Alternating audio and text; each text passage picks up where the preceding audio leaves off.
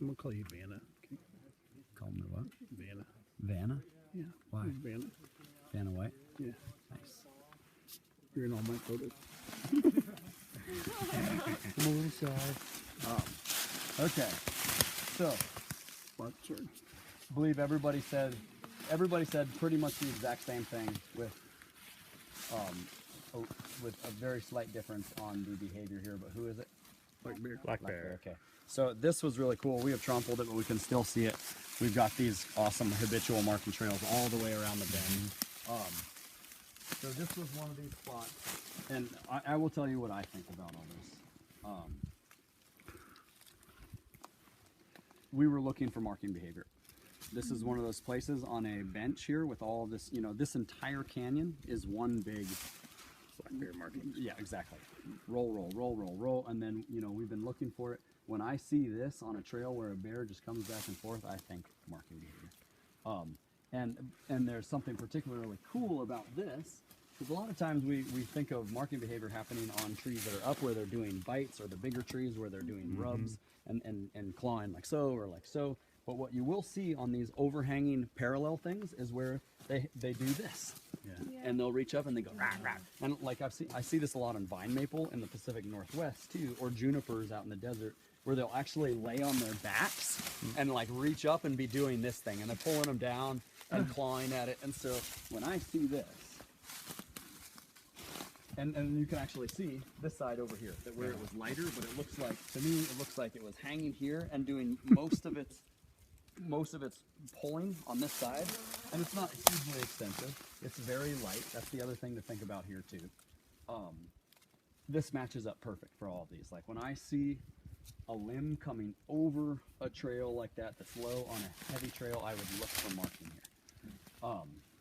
Would you rule out foraging? Because I saw that it was grabbing it, but then I also saw that it tore the bark off of the beetle gallery there. Right. So, This is pretty cool. and so since this is all there, and honestly, I didn't actually even really put that together. Oh, yeah, I- there's claw marks across it. And it totally looks like that bear pulled that stuff off. I suppose, and so you did find claw marks on this thing? Yeah, they go across. Want me to pull 'em? Yeah, sure. These are actually, those are egg chambers. Really? Yeah, those are beetle egg chambers. You can see each individual chamber. Yeah. Oh, right. So for me, Well, that's good enough. so first off, something to think about here is, has this been here for long? Yes. Yeah. I guess. I know, it didn't look like good food. This has been here for a long time? Yeah. I think so. I think so. I guess so. One thing I would Well, be thinking about I don't know. is, Who knows? It might not be. I'm not actually, and I'm not trying to defend that this is not feeding behavior, but here's some things that strike me as odd about this. For one, this super light bark that's just kind of fallen to the ground seems very unlike bear foraging behavior on trees where they go for insects. It's just not something I see.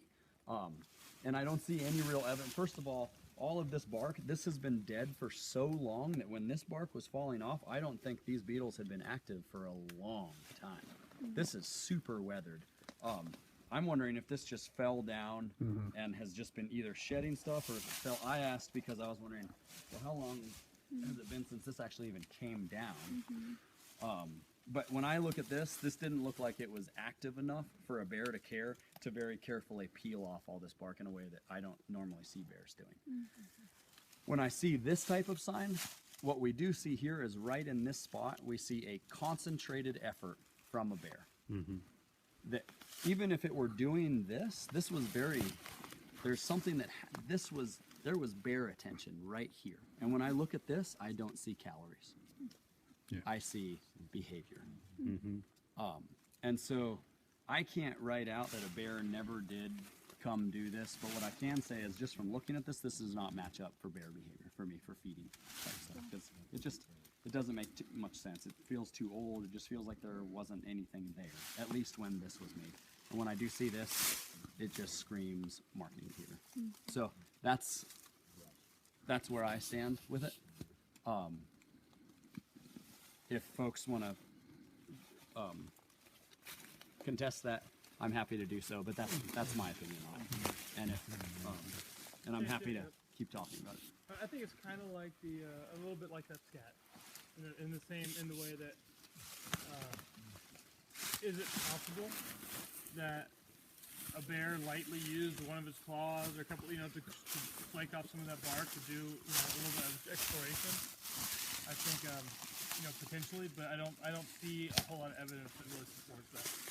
So I mean, Yeah. but I don't know that we can 100% Well, say that did not happen.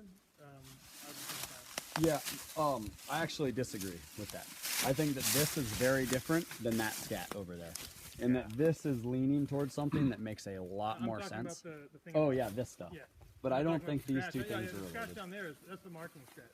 Yeah, Yeah. which was but- the question. Yeah.